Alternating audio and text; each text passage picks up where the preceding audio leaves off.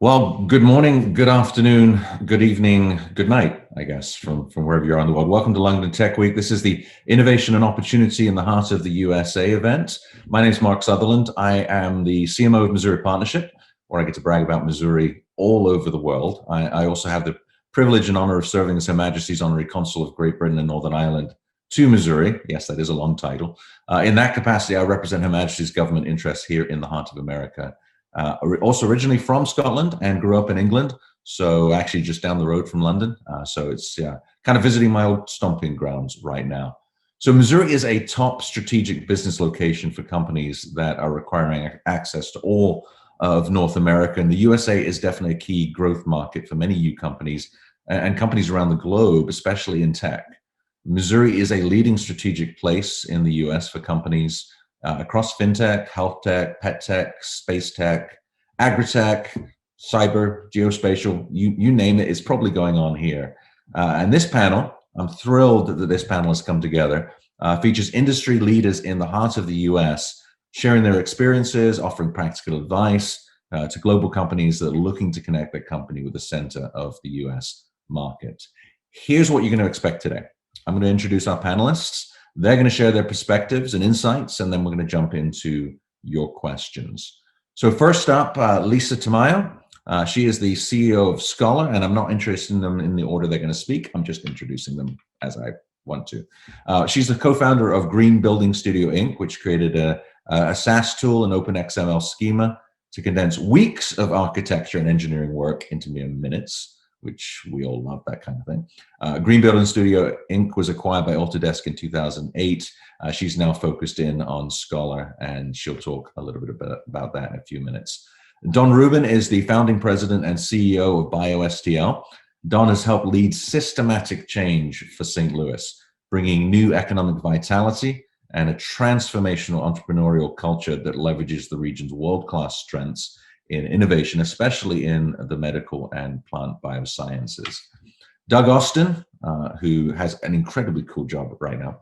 He's the Director of Product Development for Eagle Picture Technology, an industry-leading producer of batteries, battery management systems, energetic devices for the defense, aerospace, aviation, and medical industries. Doug joined Eagle Picture back in 2018 and developed strategies related to the design and introduction of new products in accordance with technology and roadmaps. The reason I think it's the coolest job is his products are on Mars right now, which is absolutely phenomenal. And they've gone to Mars a bunch of times. So very thrilled to have him on the panel today. And then, of course, Jim McKelvey, who needs no introduction, but I'm going to introduce him anyway.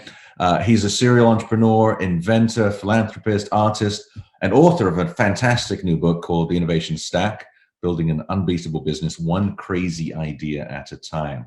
He's co-founder of Square and served as the chairman of its board until 2010 and is still on the board of directors for that company that I use pretty much every day, Square Cash and the Square app and everything. So very thrilled that all these panelists are here. I'm going to shut up and let the experts speak.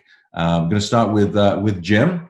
A lot of experience in fintech and cyber, and very interested in your perspectives today, Jim, for our attendees. So I think I'm going to skip the cyber topic because cyber to me has no sort of locational component, unless you're talking about cheap energy, which we have some of it here, but I think you can get a kilowatt hour more responsibly other places. So given that cyber is a huge energy suck, I wouldn't say that there's a compelling reason to come to Missouri for that. But as far as fintech and another topic that I'll sort of introduce by surprise, I think we've got a huge advantage here. So Square was actually started not in the building that I'm in right now, which is a new glass studio, but in my old glass studio, which is across the street. That's where we came up with the idea. And when we launched the company, we built a team here. And we noticed something very interesting, which is that if you look at the United States, the #1 highest concentration of financial service companies is New York City. The #2 concentration is St. Louis, Missouri. And we don't know why this happened, but it turned out to be a huge benefit. So for instance, MasterCard has more employees working in St. Louis than they do everywhere else. And so they're a dozen other companies that are headquartered here. We have the Federal Reserve is here, and it turns out that FinTech, if you're a FinTech entrepreneur, you will have a problem that most other entrepreneurs don't, which is that you need permission to do your product. And what I mean by permission is if you are just moving money around, governments don't like this, and governments will try to regulate you out of existence in various terrible ways unless you get compliant. And the way you typically get compliant is you partner up with large companies that have the requisite licenses. In Square's case, we had the basic tech working within about 3 weeks. Like everything, we had the hardware built, we had the servers running, it was moving money, and it was breaking 17 laws. It took us 1.5 years to get compliant with those 17 laws, or in some cases to get the laws changed. And to do that, we had to partner with companies like Chase and Wells Fargo and Visa and MasterCard. And we just literally had to get ourselves in front of these big companies. And it was super helpful to be in San Francisco where Visa's located, and in St. Louis where MasterCard's mostly located.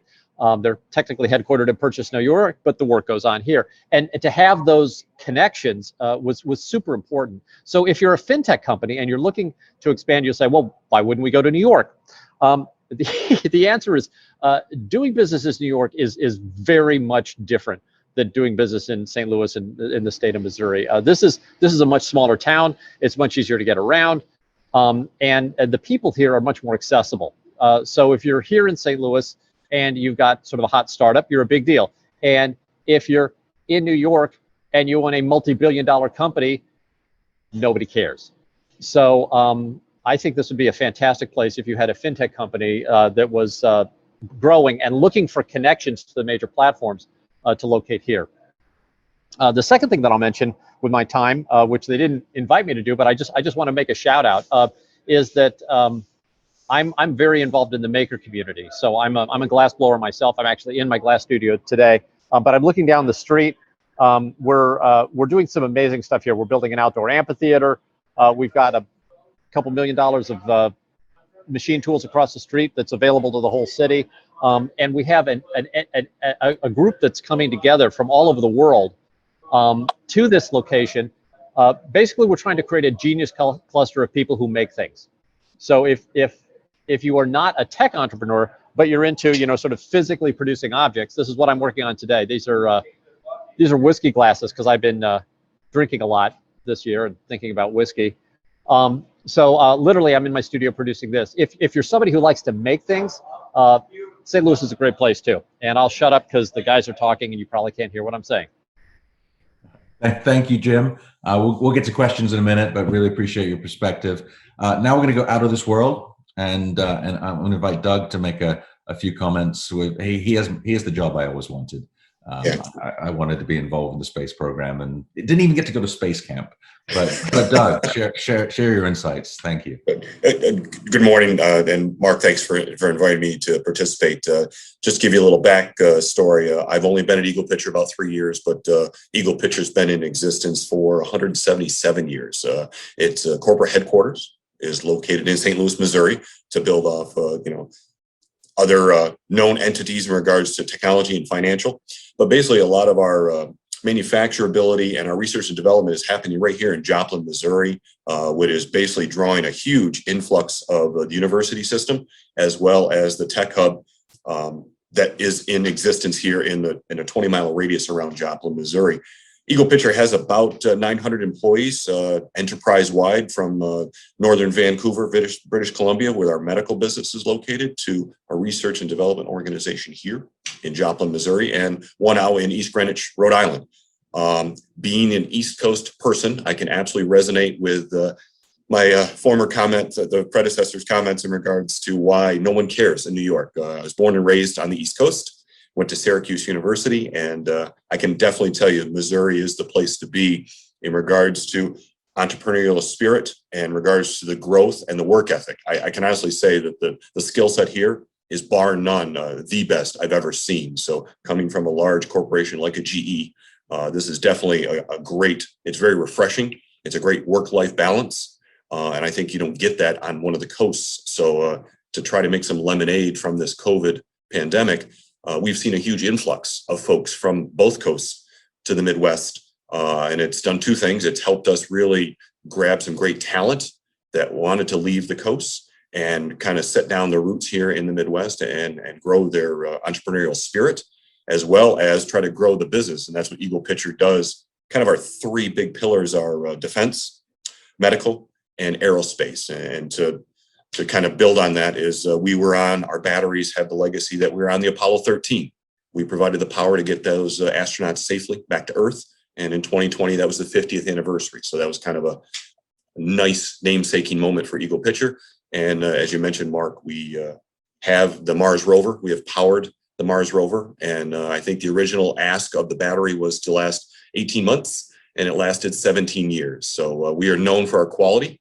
We are the $900 hammer that is on the space shuttle. So that's, and I think the pivot, and I think that's the growth opportunities we're talking about here, is that Eagle Pitcher is a known entity of reliability, high dollar, high, costed, great, robust design, but we're actually expanding our technology portfolio with some low-flying satellites and high-flying satellites, LEO and GEOs, that are needed for the third world countries in regards to telecommunications, navigational systems, as well as communications around for different global governments. So we see that pivot coming from our customers and our voice of our customers, where previously it was very military-centric. We're seeing that it's a much more dynamic market space. The data point is Elon Musk, just simply scooping up all the SpaceX activity and the manned flights going up and returning to Earth. So we're right in the thralls of that. And I think that's why Joplin and Missouri is a great place for this technology hub. So that's why I'm here. So. Great. Well, thanks, Doug. And we'll dig into questions in a moment. First, I offer the floor to Lisa. Missouri Partnership and Lisa worked together a year or so ago as she moved from Silicon Valley to Missouri with her company. So Lisa, the floor is yours. Yeah, thank you so much. Missouri has been really, really great for us as an animal tech company. We are in the seat of everything that's going on in animal tech and health by being in Missouri. And it was kind of accidental that we discovered Kansas City, which is where we are on the Missouri side. We came to present at the Animal Health Investment Forum. And we were standing in the lobby looking at all the animal health executives in this beautiful city. And we thought, wow, we need to be right here in the middle of all of this. And after about 9 visits, we moved the company the end of 2019. And during the year of COVID, we actually grew a lot. Our team is scattered all over the country. We do have some of the team in the Missouri area, but the team is everywhere. And so we just made use of a lot of the technologies like what we're doing right now. But for us, being in Missouri is really essential because not just because of the animal health piece, but also because there seems to be more heavy industry in Missouri. And so for a hardware company, it's a lot harder to get off the ground in Silicon Valley than it is in the Silicon Prairie. People have more of a appetite for hardware here. And specifically for the things that we are doing, because we're an open platform for animal care. And so, kind of like your smartphone, the thing that makes it so valuable is not just the device, but all the partnerships. And the Animal Health Corridor is perfect for that. We have a lot of partnerships here for expanding all the feature sets for the platform for animal health, because it's a quartet of technologies. A wearable, a mobile app that's customizable, a personalized marketplace, and a rules-based AI data cloud. And so for us, in order to aggregate all of the requirements for animal care into this one platform, we need a lot of partnerships. So being in Missouri has been truly beneficial for us. We work with big companies and small companies to expand that ecosystem for the animal owner. And we started with companion animals because we needed something specifically for our dog. And we thought, okay, just like what every entrepreneur does, how hard could that be? Turns out it's very hard to add hardware to a platform. But then we were surprised because ranchers started reaching out to us and saying, hey, we need something like this as well. So the other reason we moved to the Missouri area was because some of our new investors are here and they are interested in the ranching side of our business, our technology, our platform ecosystem thing. So for us, being here has been marvelous. And one of the things that we found, I'll echo a couple of comments that were made. The people in the Midwest have been much more welcoming, which isn't to say, because I've lived in California most of my life, it isn't to say that Californians aren't nice people, but when it comes to entrepreneurship, I have found this community to be very welcoming to us and very willing to take this journey with us, because what we're doing is very complex. But it's a very ripe environment for it, and so we're thrilled to be here. And now that things are starting to open up again, and actually we can get our teams back together, it's even better. Great, thanks, Lisa. Appreciate that. Last but not least, and Don and I we've traveled to the UK together. We actually toured Buckingham Palace our last trip together. Did a little private tour. But Don has been a troublemaker in the St. Louis region for a long time, but in a very positive way. So Don, the floor is yours. Why don't you tell us a little bit about what you do, the innovation and the opportunity you see? You called me a troublemaker, Mark, but I remember you wouldn't let me take that ashtray from Buckingham Palace. So you keep me in line. I am delighted to be here, and it's really a privilege to speak to this group. And I get to talk about St. Louis's strengths and Missouri's strengths in human health and plant and agriculture. We in St. Louis, I'm with an organization called BioSTL, or Bio St. Louis, and we're really capitalizing on over a century of leadership and breakthroughs represented in our community. Many Nobel Prizes, many world-leading firsts, corporations, from our corporations, from our universities. The first transgenic plant in the world was developed in St. Louis. The first woman to win a Nobel Prize in medicine was here in St. Louis. We're very proud of our legacy of R&D and science and research and discovery. But it's been in the last 2 decades that we've layered on top of that a real ecosystem of entrepreneurship and innovation and commercializing ideas into products that can help change the world. It's a very, as you've heard, a very highly collaborative community that involves corporations, universities, the public sector, the government sector, all working together to lift up entrepreneurs and help make them successful.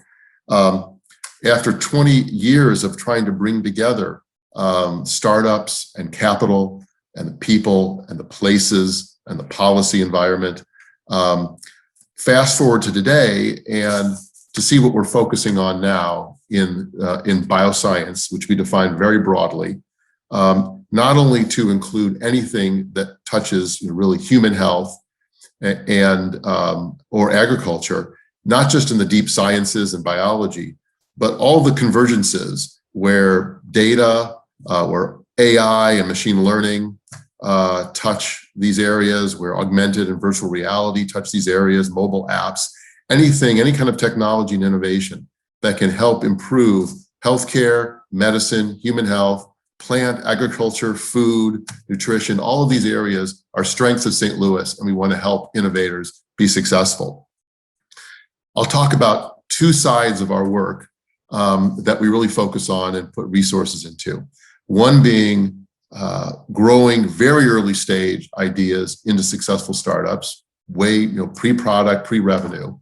That's our arm that we call the Bio Generator, where we have a venture arm that invests in startups. And then we have what we call the Bio Generator Labs, very broadly defined, that includes physical labs and equipment that we provide for free to early stage entrepreneurs, but a whole suite of non-dilutive programs that including mentoring, accessing federal grants, building teams, IP strategies, all kinds of things that we do for entrepreneurs without any reimbursement, because we are we are lucky to have philanthropic and civic funders who want us to see us build that ecosystem and build that beehive of startup activity. So that's the biogenerator. I think even more, and by the way, that is open, although we grow our own, that is open to outside and global innovators who are interested to bring their very early stage startup into that environment. We'd be pleased to help those companies succeed. But I think perhaps the more relevant aspect of what we do, we call global STL. And in this case, rather than commercializing the earliest stage discoveries coming out of our institutions, what we're doing is partnering with the buying power of our major corporations, our major health systems that are very strong in healthcare, very strong in agriculture, and in a very demand-driven approach, helping to serve our institutions find the very best innovators from around the world who can solve their problems. It's a very highly curated process, so that if you come to St. Louis at our invitation, you know that there are major companies, major health systems, in many cases, Fortune 500 companies that are interested in the solution that you have. You're going to help solve their problems. So we've been very successful in making marriages between overseas cutting edge innovators rather, and these institutions and corporations not just in St. Louis, but around Middle America. And to give an example that since this is London Tech Week, to give a London example, a HealthTech, digital health company from London called Babylon Health, is a company that we brought to our annual Health Innovation Summit about 3.5 years ago, introduced them to a number of major players that are based here in St. Louis, and partnerships that came out of that event and the very highly curated follow-ups after that event have catalyzed for Babylon over a $500 million round of funding, including a $50 million investment from St. Louis-based Centene, which is now deploying that technology, which, by the way, is an AI-enabled primary care doctor on your smartphone that can help bring healthcare to inaccessible, isolated areas, rural areas, urban areas around the world, but also here in the US. And the first deployment in the US of that innovation, that London-based innovation, is in the state of Missouri, in Southeast Missouri, probably the most economically depressed part of our state. And it's being deployed to 17,000 low-income patients. So that's an example of the kind of curated process that we can do to help an innovator marry up with the demand, with the buying power for innovation. And before I conclude, I'll just note that we've recently launched 3 centers of excellence, we call them, 3 centers of activity that in these focus areas can really help an innovator access US markets, accelerate success, pilot technologies. And these areas are in defense medicine. So any kind of a technology. So for example, we've seen in St. Louis a company that developed synthetic blood, another company that has a drug for hearing loss. The kinds of innovations that the defense infrastructure are interested in, we can really help accelerate those kinds of innovations. We've recently launched with funding from the US federal government, the Center for National Pandemic Resiliency through bioscience, helping to pilot and accelerate innovations that can help prevent, mitigate, recover faster from the next pandemic. And through specialized assets, expertise, relationships with funders, with markets, we can help innovators in those areas accelerate their success. And a Center for Rural Health Innovation, where St. Louis is the hub to bring innovators, particularly telehealth kinds of innovators, who can access rural populations who often have no access to hospitals, primary care providers. The COVID pandemic has accelerated adoption of these telehealth kinds of innovations and the value of these telehealth innovations. And we are eager to help you, if you're innovating in that space, to access through our partnerships, rural innovators, rural markets, urban markets, suburban markets. Our networks are vast, and we've positioned ourselves to be able to help an overseas innovator pilot, validate their technology in the U.S. market, in the U.S. system. And we would be delighted to hear from anyone who has an interest in those areas. And again, I thank you for the opportunity to chat with you today. Great. Thanks, Don. Thanks everyone for the insights. And we're only kind of touching what's going on here in the Midwest US as far as innovation and technology. So there's a lot more to see. We'd love to talk to you after the event if anybody has additional questions, and we're going to do that. We're actually going to jump to questions right now. We've got a few that have come in already. If we don't get to your question, we'll endeavor to try and answer them via email or other communication aspects afterwards. But we're going to get through as many questions as we can in the time that we've got. So this is where either we walk all over each other, or nobody wants to unmute and answer the question. So I will call on you if you don't want to volunteer, but please jump in and share your insights. So St. Louis and Kansas City. So three of you are from those areas. They've already established themselves and are continuing to grow as tech hubs in the U.S. Many other cities across the region, such as Springfield and Joplin, are doing the same and moving along those paths. I'm curious, from your perspective, is it important to be near a tech hub as you develop your innovation, as you grow your company? And if so, why is that the case? I guess I'll jump in since no one else has, Mark. I think in the biosciences in particular, we see a clustering together, physical clustering together of innovators in that space. And some of the most important breakthroughs come from convergence of disciplines, whether it be biology and engineering or medicinal chemistry. In the bioscience if it's a hard science kind of a company, the access to specialized laboratories equipment that can be very difficult to afford for a startup otherwise is very important. And in St. Louis, we try to remove that barrier by having, as I said earlier, some free access to otherwise very expensive and hard to finance laboratories. On the plant science side, our partner, the Donald Danforth Plant Science Center, which is a research institution, actually the largest independent research institute in the world focused on plant science, has greenhouses, growth chambers, robotics, phenotyping, that they make available to startups on a fee-for-service basis, and the kind of high-tech, cutting-edge facilities that are only available in the largest corporations can be available to startups and remove those barriers. And so we find those companies wanting to be near that and almost needing to be physically near that kind of infrastructure. Yeah, and you mentioned before, Don, that St. Louis and Missouri, you can connect with anyone.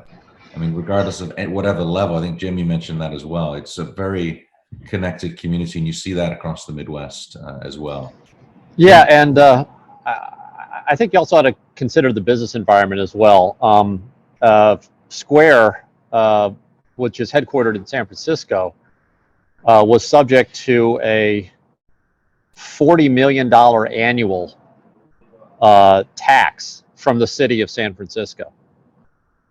This was once, so we spent all this money getting our self-established there. We hired all these people. And then after Square was up and running and doing well, the city of San Francisco passed this law that was basically wasn't going to drive us out of business, but it was costing us hundreds of millions of dollars in local city tax.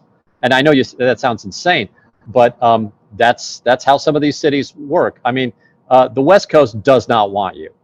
Like, let me just, on behalf of people who've worked on the West Coast, let me say unequivocally, if you want to come to California, forget it. They don't want you out there. New York is looking at some legislation that would tax people insanely as well. These things typically don't happen in the Midwest. So I was particularly upset because they targeted the startups, and they drove Stripe and they drove Square, and they drove a bunch of other really hot companies out of San Francisco. So one other thing to consider. Yeah, if I can just add in there, for us, in terms of where we're located, it certainly helps to be close to where other animal health companies are. But from an actual teamwork perspective or software firm or development perspective, we could literally be anywhere. We have people literally scattered all over the world. Where it matters is the hardware side. And there, as I said earlier, there's more available places where we can prototype and test in the Midwest. It's still remarkably expensive to do an NPI. So we are doing our NPI in Shenzhen and offshoring it to Taiwan. Doing that during COVID has been nothing short of a disaster. It's very hard to do so if you can't be boots on the ground. And so that's where location is really important. But that's just on the hardware side. For the other things that we're doing for the platform, for the cloud, for the software firmware, doesn't really matter, except for us knowing that we're in the Midwest and our partners knowing that we're in the Midwest. We're just, a stone's throw away from them. That makes a big difference philosophically. Yeah, and I just want to build on top of that, what we see at Eagle Pitcher is the influx of the talent pool. I think that's the value that we see is the university system that is so close to us and available to us, and allowing those students that are coming out with absolutely great opportunistic approaches. And so you can come here with a great startup, but where is the talent going to reside? How are you going to basically have that pipeline coming in for the next second and third level generation of support? The talent pool here exists, and those folks want to stay here. They went to university here. So we've seen a great positive that is a huge positive that I don't see very often on the East Coast, coming from the East Coast, that they call it the brain drain. People get educated on the East Coast and very quickly jettisoned to somewhere else, because of the business environment is not conducive to a startup. So I do not see that here. And actually, I think that is a huge positive. Wonderful. Well, thank you, everyone. Jump to the next question. This actually came in from Tom. He identified himself. Tom from Pinfold Tech. He's establishing a business in the United Kingdom. Thinks the real opportunity is actually, though, in America. So looking for advice. Do you think it's best to start in my home base, where I have right to work, investor contacts, etc., and then relocate and expand once it's off the ground, or should he just enter the US now? So very general in his question, but we're looking for advice on that. So it depends on what you're selling. If you're looking at selling a product, I apologize for the background noise here. Hopefully you can hear me. Can you hear? Just somebody give me, okay.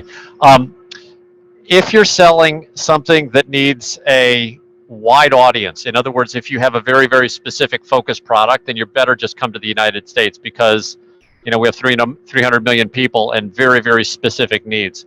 If it's something where you could conceivably do better with a local advantage, I'd stay in the UK. So a lot of companies work better over there than here. Look at the online car sales, which requires a lot of logistics to move the vehicles around. I think you would argue that the UK is a more fertile place for an online car sales business because it's a smaller geographic region and more densely populated.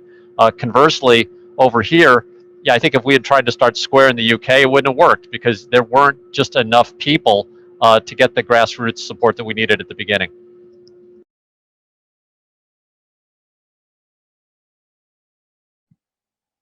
Other perspectives from the panel? And I mean, one of the things I find myself talking to people a lot about is 50 different economies in the US, and making sure that if you do enter the US, you do it in the right spot, because regulatory, tax structure, everything is different, sometimes divided by a road.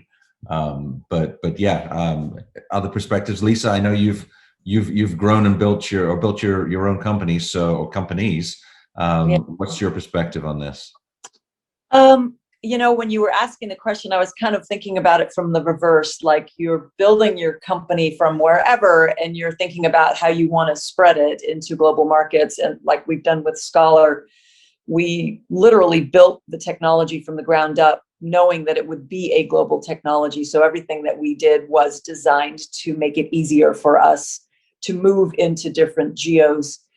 So from that perspective, I'm not certain if it would have mattered if we were in a smaller place, the UK or the United States.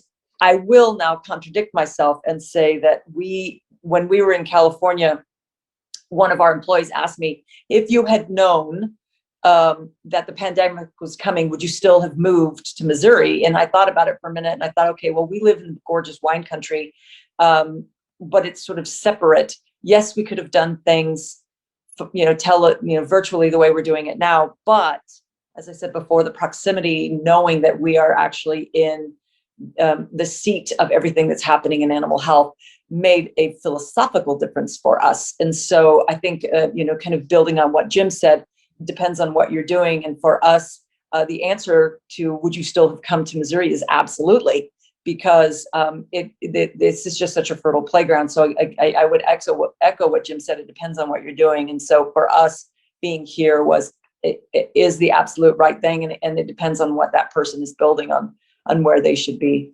sourcing. Gotcha. Well, thank you. Don, Doug, any further insights on that particular question? I would just echo it that I guess it depends on what you're trying to build, manufacture, and implement. Is it a balance trap, or is it actually a market disruptor?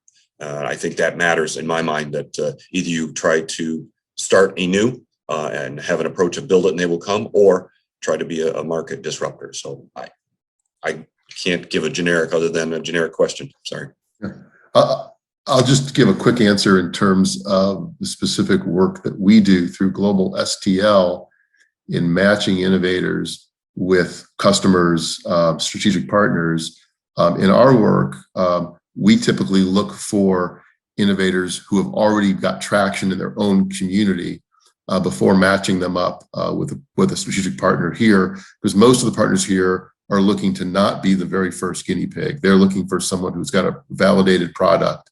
And it's always a challenge with these large companies, large corporations, and especially healthcare systems to integrate innovation. So having a validated product is helpful before we make the introductions.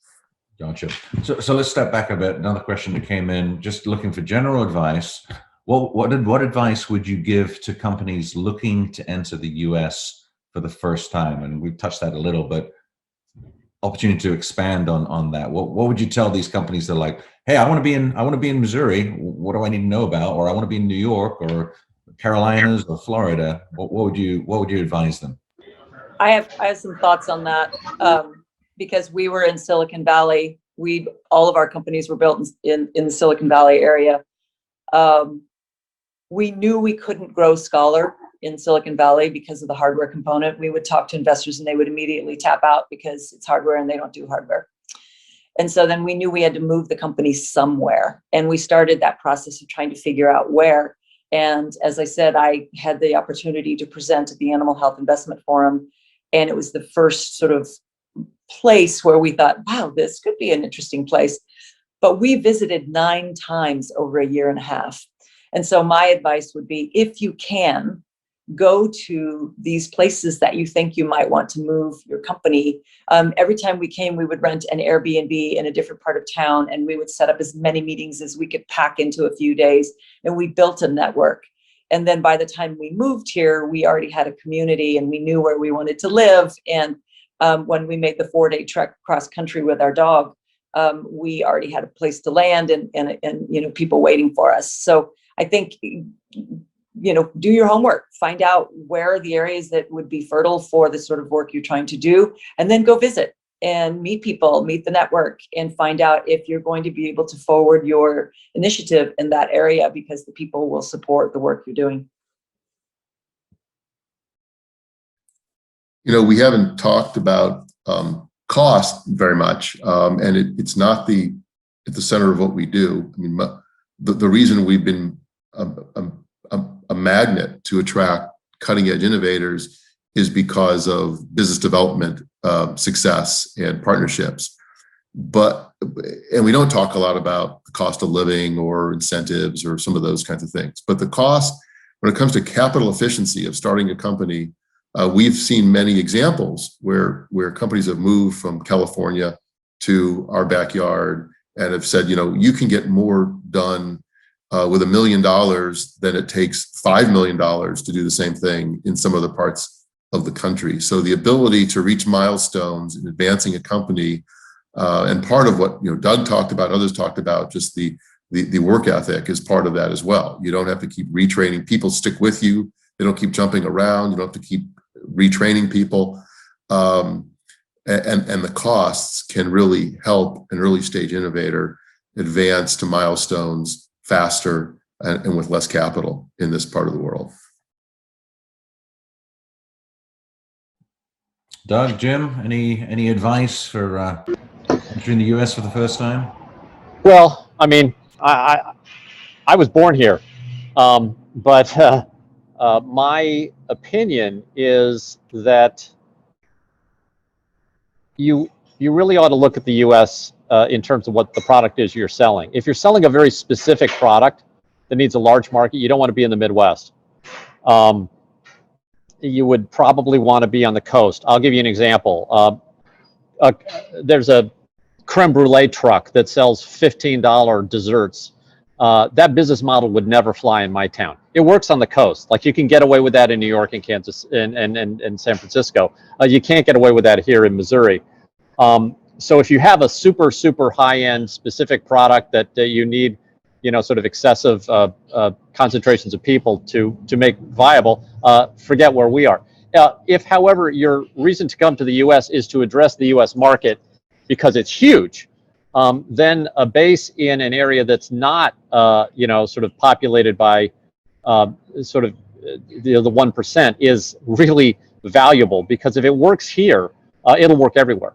And one of the things I always, tell companies is, look, if you get into a hub city with Southwest Airlines, you can literally travel for, tens of dollars around the country, and it's a big country, but what works in St. Louis tends to work everywhere. What works on the coast tends to only about half the time work in sort of the normal part of the country. Boy, that's going to get me in a lot of trouble. Okay, well, we're live. I said it. Yeah, and I'd just like to build off what Jim mentioned. We haven't really mentioned about the infrastructure. And I know, coming from the East Coast, where you can fly out of LaGuardia, JFK, and Newark, where here I have very many options that are only an hour away in Joplin, Missouri. So the airfare, Northwest Arkansas, Joplin, Missouri, has daily flights to Dallas. And again, the infrastructure exists. So I think you have to look at that as an activity that, as business, you're going to have to travel. And is the infrastructure there to support it? And it is. So that's another positive. But I don't think that has to be a item on your checklist.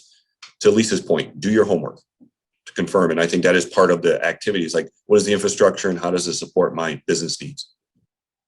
Perfect. Yeah, and I'd add to that, people like me all over the country, don't talk to them. Talk to me. I'd be happy to help you look at Missouri. It's a great place to be. I've been here for 32 years myself. It's absolutely fantastic. I can echo everything that everybody has said. It's a brilliant place to be. All right, let's do some quick fire, and then we're going to wrap up and we'll get to some networking. So no particular order. I got some questions that we came up with that we thought might be interesting. So first off, what technology has been most useful to you during the pandemic?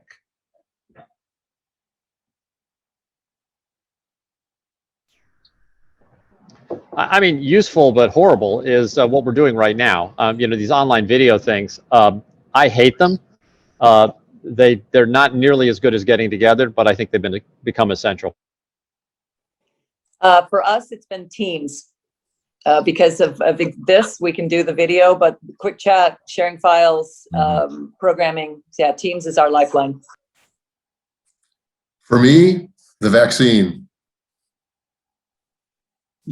And for us here at Eagle Picture, we were deemed necessary, and we were not directly impacted, but our supply chain was. So we did a hybrid approach of a rotating schedule. So it was web-based, Zoom-based, Teams meetings with boots on the ground, because I'm an old guy, so I recognize Jim's approach. I want to have and read the body language related to a stand-up meeting. So yes. Gotcha. All right. If you could go to dinner with any entrepreneur, alive or dead, who would you choose?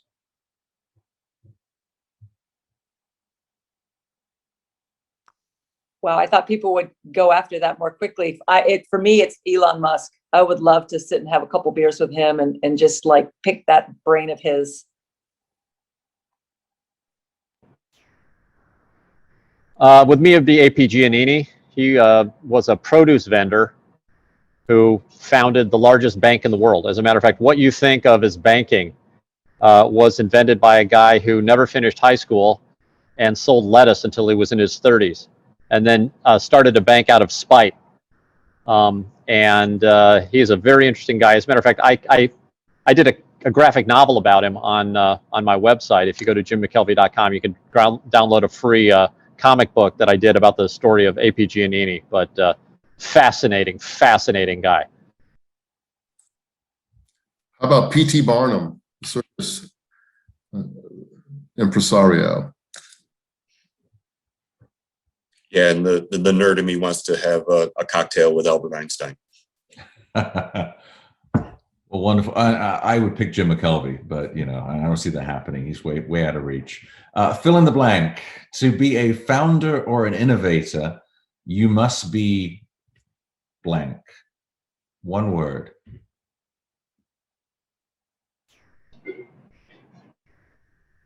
Well,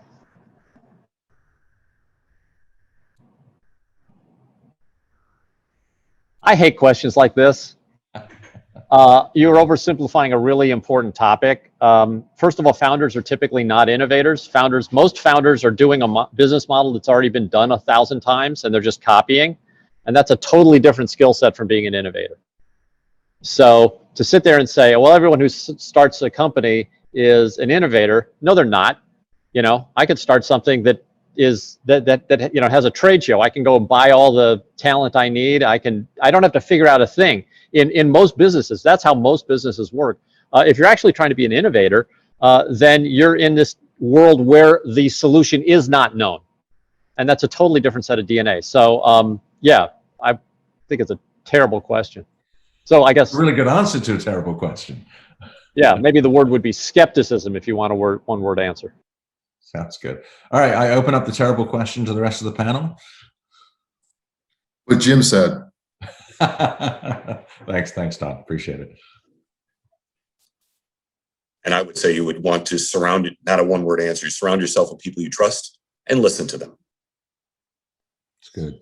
Yeah, and echoing what Jim said, I would say persistent, because John and I, my long-term business partner and my husband of almost 30 years, we always are several years ahead of the curve when it comes to the innovations that we create.